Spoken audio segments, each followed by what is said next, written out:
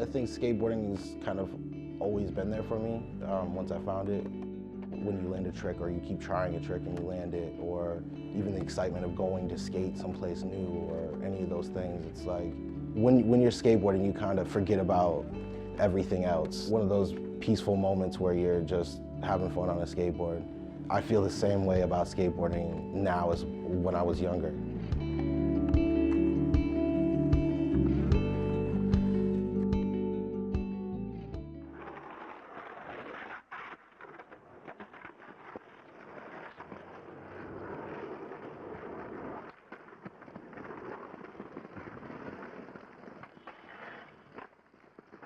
When I really got into skateboarding was about third grade.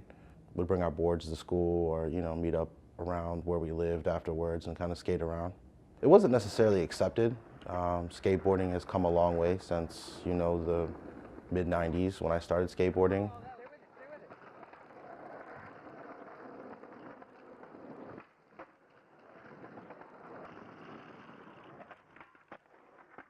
So pretty much after school, I would skate directly downtown. If not, maybe I'd stop at my house real quick, but I'd skate, go down to City Hall, skate there till about 7, go home, eat dinner, and then I'd come back out for another couple hours and skate till it was time to go to bed. Hey, what's up? How you doing? Good, how are you? Chilling. There wasn't like a bunch of cars usually parked over here, so we'd skate like all through here, use that as like a little manual pad. Used to be like we used to call it CVS because there used to be CVS there, and then Woolworths used to be across the street. The ones in the back are the original ones. That's all from skateboarding. We would skate this for years. We'd set up like garbage cans and ollie over them and do all sorts of stuff over here.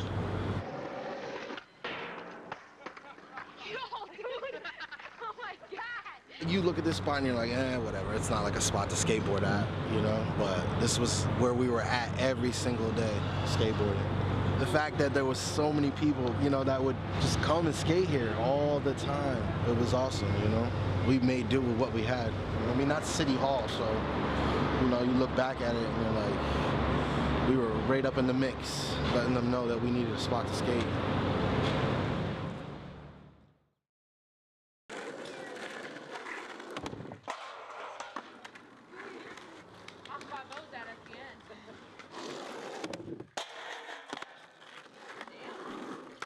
Let's try again. I'm gonna try that. I want more speed.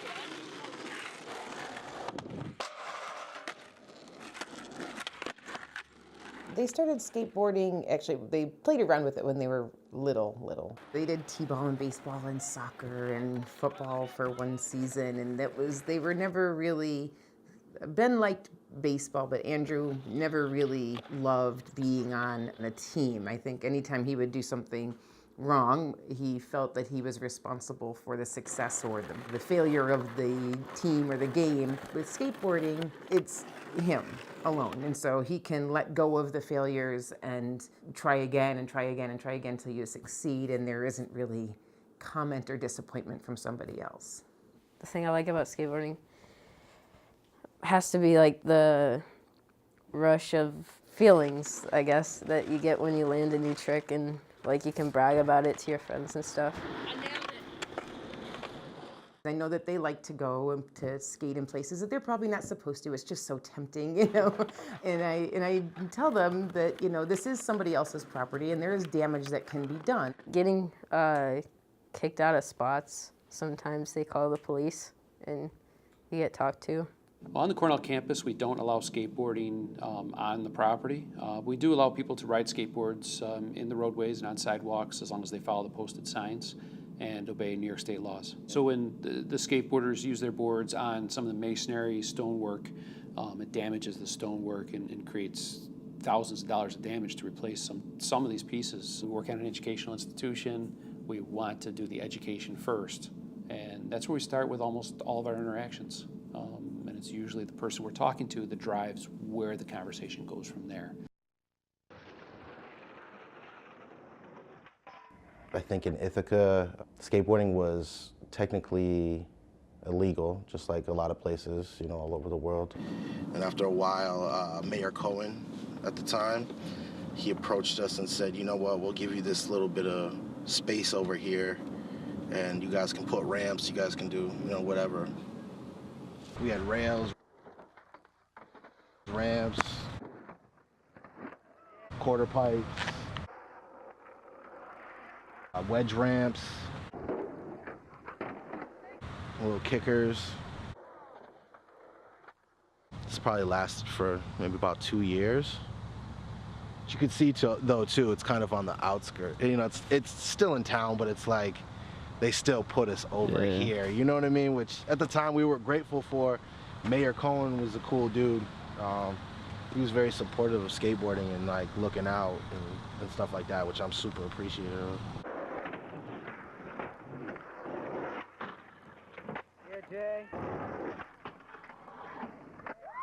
Jim Young, who owned the skate shop WFO, who was a big influence, still talk to him to this day. He started up like having these secret skate competitions, and so we would find places to have them, and it just so happened that we would use Fall Creek playground. It's not too many people use it during the weekend or whatever, and there wasn't so many people around, so it was like a perfect spot to bring all these ramps and other stuff to. Bring ramps down here on like a Saturday, get them out of here on Sunday. I think 3 of them happened, and it wouldn't happen without Jim Young, who owned the skate shop at the time. Well, there's people lined up all the way around here, just watching. It was cool. It was like a fun time, you know?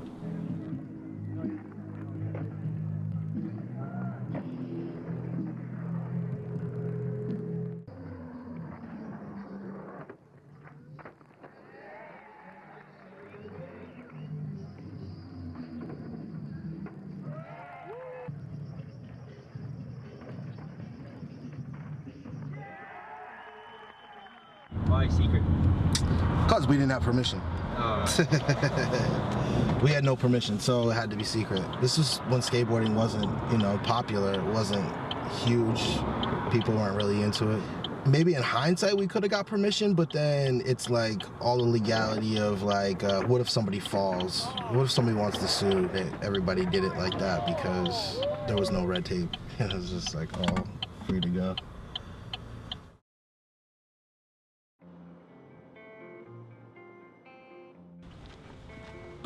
Skate camp, I started about 5 years ago. Just trying to, you know, think outside the box, offer something new for summer camp. I've always loved skateboarding. It's been part of my life, so I'd offered to do a skate camp. My name is Travis Brooks. I'm the GAC program administrator. I build programming, one, based on my staff's passion, because I think they put so much more into it. Jay, by that point in time, had done a lot of great programs, and I trusted his judgment. And it was something that he grew up doing, and it was a group of kids that grew up skateboarding. So he said it was a need. He said that he could get it filled up. So I said, well, let's run with it. It was a new thing for me because we would be traveling to skate parks all around in the area. My mom was looking for a skateboarding camp or like some place that I could go that I could skate. And my friend Andrew, he found this skate camp in the community, and we tried it out the first year, and it was really fun. Andrew, Ben, and Austin signed up for the after-school program this year, and so I incorporated, you know, a day out of the week that we could go actually skateboarding. It was either a Monday or Tuesday. We would go to the skate park after school, get a few hours in, and then once a month we would try to go to Black Mamba in Syracuse, the indoor skate park, especially like in the winter months.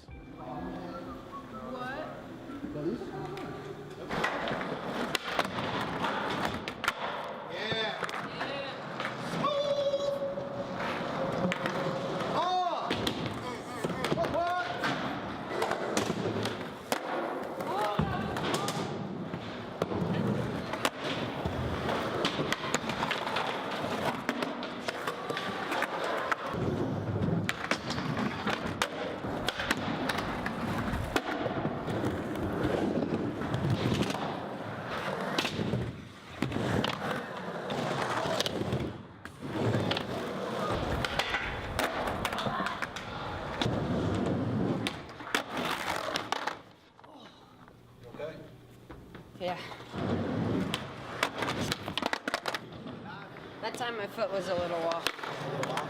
Yeah, that's maybe. You're getting the full rotation.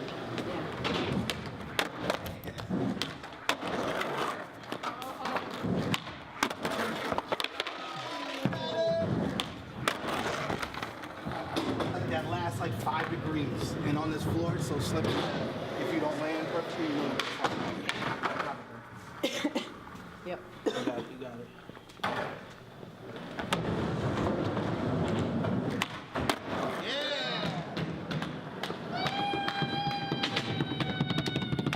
Killed it.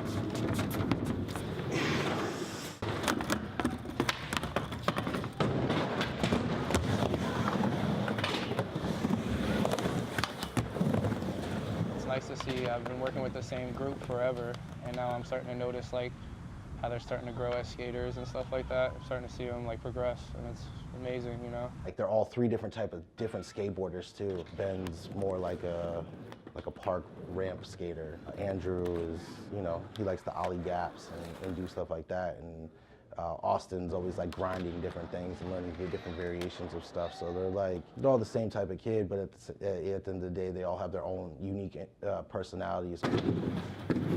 Yeah, they learned a bunch of new tricks today. It's awesome. Pushing each other. It's the best thing I think about skateboarding. It pushes each other, keeps everybody motivated. It's definitely a skateboarding community around here in Ithaca.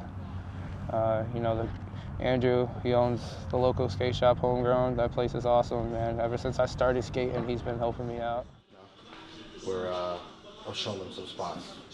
They used to skate at 20, 50 people outside of CVS or 9-story skating. Yeah. It's not really like that anymore. It's different because it's not like everybody just meeting up in a street spot and then skating for hours. Yeah. It's like everybody meet up at the park, which is cool. There was like a clear hierarchy, like the older guys were kind of running everything, and they would be like in charge, and the young kids would just be kind of like in awe or just like nervous to skate around them. Like I started skating when Jay had already been skating for a long time, probably.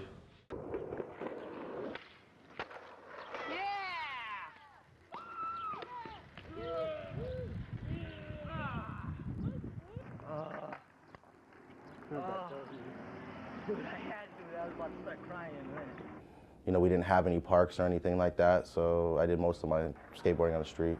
I got a few tickets growing up. Not supposed to skate on the sidewalks, but you weren't really supposed to skate on the streets. It was like no real place to skateboard, so we kind of just found wherever to skateboard. And skateboard kids are often misunderstood and kind of viewed as troublemakers. I think part of it is they never really had a place to skate. It wasn't the normal thing, you know. Skateboarders were kind of like considered the outcast, or, you know, the outsiders. Kind of came more and more accepted as more people started doing it. Don't use it until for a week, or if the pain stops hurting. So hopefully it's a week. I really want to skate more. I was 180ing a grass gap in Cornell. I was 180ing and the board kind of like ran over my ankle. Do that thing where you ride on your board and then do a no comply with your crutches. I'm gonna try to do that today. That might slow down your healing time a little bit. Yeah.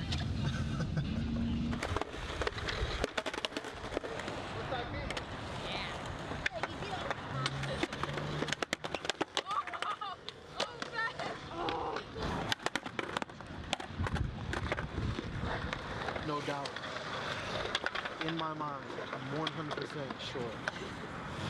Because you got the ollie fine now, you know what I mean?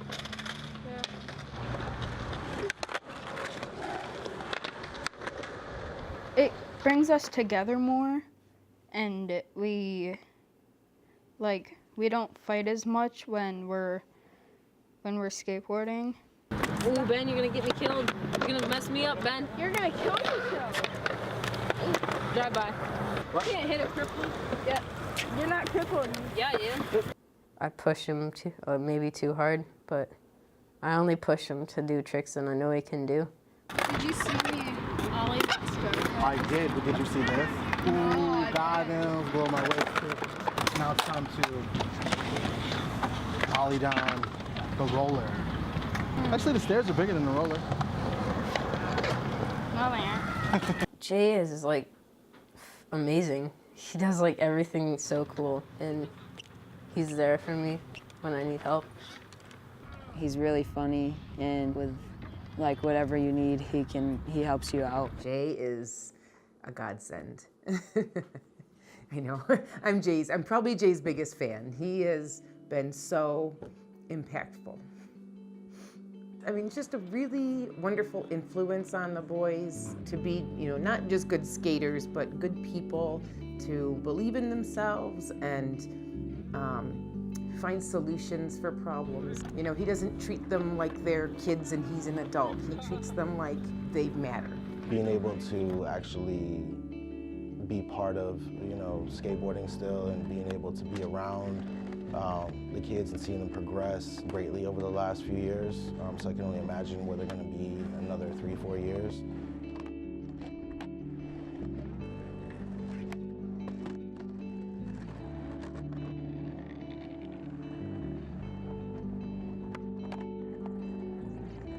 I just teach them that anything is possible. If you really want something, you just got to go get it. And there's a lot of ways to get that. So I think that, as long as they keep doing their thing, they're going to be good.